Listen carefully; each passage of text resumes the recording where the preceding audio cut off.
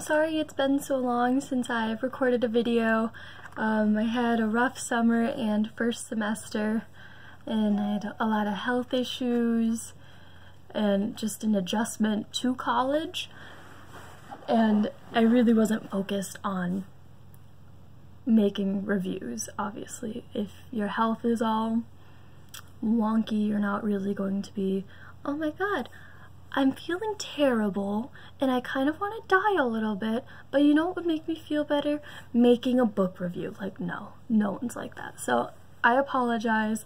I'm going to try to do them a little bit more often now because I enjoy doing them.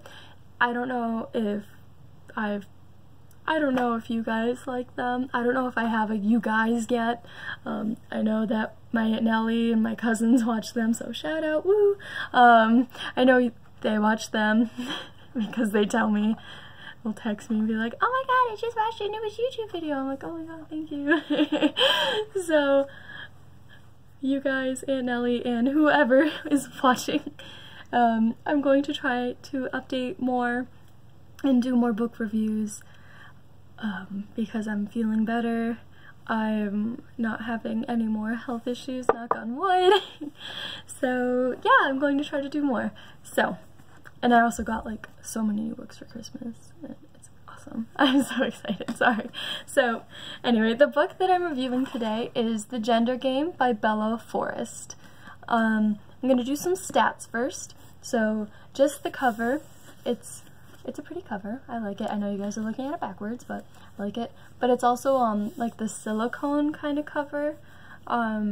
It's the rubbery soft one. It's not the really smooth shiny one. And I like the silicone a lot more. I don't even know if it's silicone. It just feels like silicone to me. So yeah. This was published by Nightlight Press in 2016. It is 411 pages, and it feels like heavy for a book of this size, which I don't mind, you know, I really don't mind. Yeah, so that is the physical statistics and copyright information. I feel like it's $9.99. I should have looked it up before I started recording, but I didn't because I don't know, I just didn't, but I'm going to put a link to the book in the description. So yeah.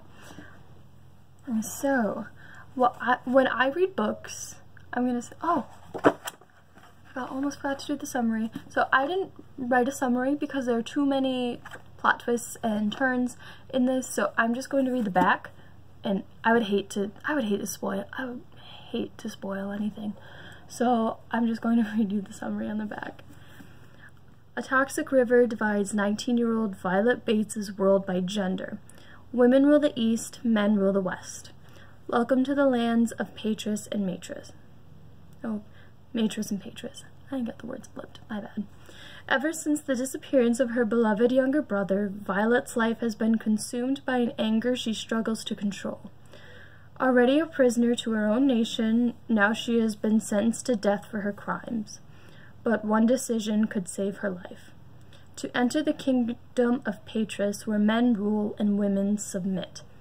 Everything about the patriarchy is dangerous for a rebellious girl like Violet. She cannot break the rules if she wishes to stay alive. But abiding by rules has never been Violet's strong suit, and she's tired of playing a game she didn't agree to.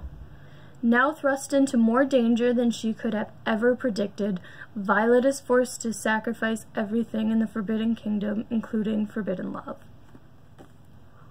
Yeah, so that's a summary.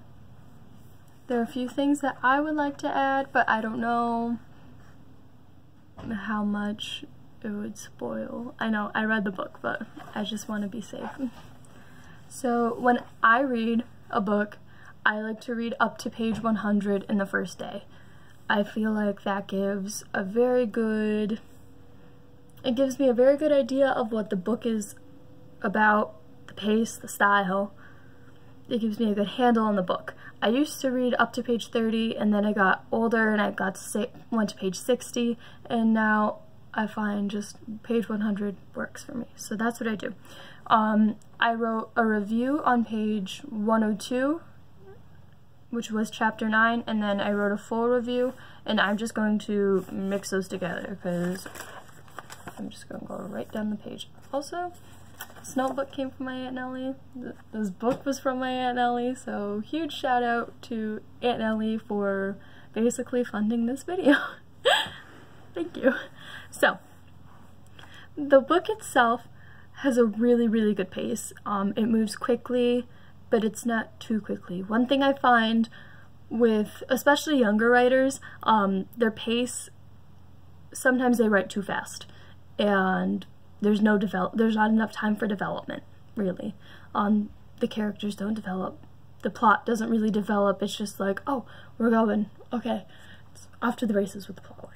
But this book, it moves quickly, but there's very good development.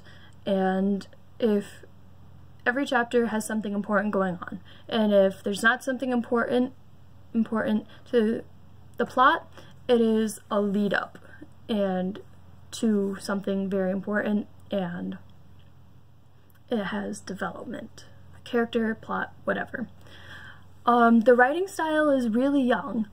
Not really young, it's just young. And that's okay. Everyone starts young. My writing is still garbage because I'm a young writer. Ooh.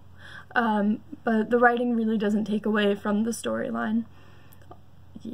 It took a little bit of getting used to, but it wasn't like, whoa, what is this? I don't know how to function, blah, blah, blah. It's like, oh, the author's just young, and that's fine. It's fine. Yeah. The chapters are a really good length. They're not too long, they're not too short. I like short chapters, but I'm a medium length chapter is great, and that's what those are. I hate long chapters. They're like, ugh, when are we gonna end this? Oh my god. Yeah. So, chapters, great length. They're like 6 to 8 pages. Or 6 to 10. We'll go 6 to 10. They're like 6 to 10 pages, and that is like prime chapter length. Okay. One thing that was strange was the bottom margins were different from page to page, and that's like a normal thing. I get it, but like, can you see how strange that is? Like, you can't tell me you can't fit these 3 lines down here. And that happens throughout the book, and I'm by no means a formatter or a publisher or whatever, but it was a little awkward to read. Because like, you're just reading along, it's like, wow, big jump. Oh, one line? You couldn't squeeze that down there? No? Okay. So that's one complaint. And then I feel like the title should be a little different, because the gender game sounds like, oh, there's going to be a competition, but there's not a competition. There's nothing about the book that's a competition. And I don't know, like, I don't think it really furthered the story, or it didn't describe the book very well. Titles are supposed to kind of be an insight, and no, you're not supposed to judge a book by its cover, but gender game implies game and or competition, so yeah. This book was so much better than I thought it would be. Like, first of all, okay, I think the title is really stupid. I said it, I'm sorry. I didn't really enjoy the title, and the summary was kind of shoddy, but once I got reading, it was like, whoa, this is amazing. I don't really want to stop. Holy crap. The book is really well paced, as I said before, and the world itself, the plot, and the characters were really, really solid. She created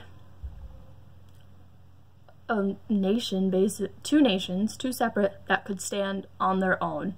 And first of all, the names Patris and Matris are like ingenious. If I tried to do that, I would have been like Girl World and Boy World. Like, no, Patris and Matris is awesome. Good job. The characters can stand alone on their own, which is everything we want. We don't want characters who are reliant on other characters to do things, basically.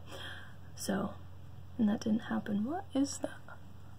Oh, it's my poster, sorry. There's like a little thing in the corner of my screen. I was like, oh my god, is there something wrong with my screen?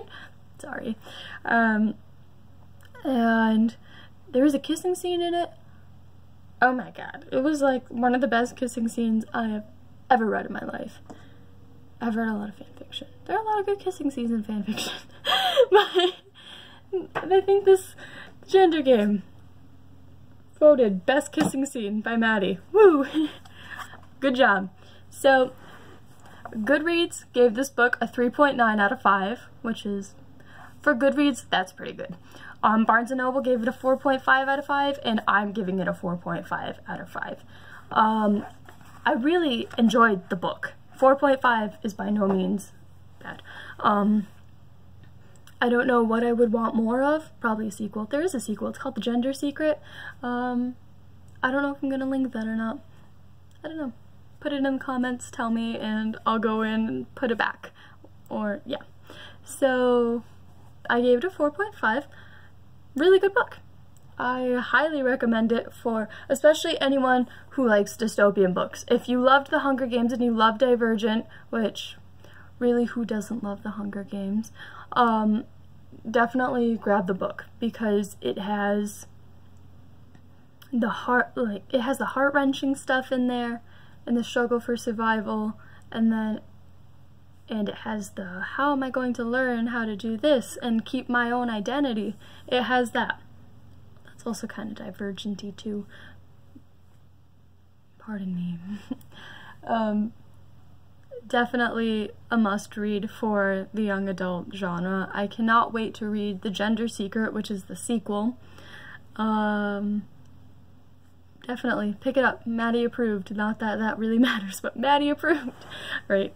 Thanks for watching my spazzy video. I hope to post something soon. Have a good day. Stay reading. See ya.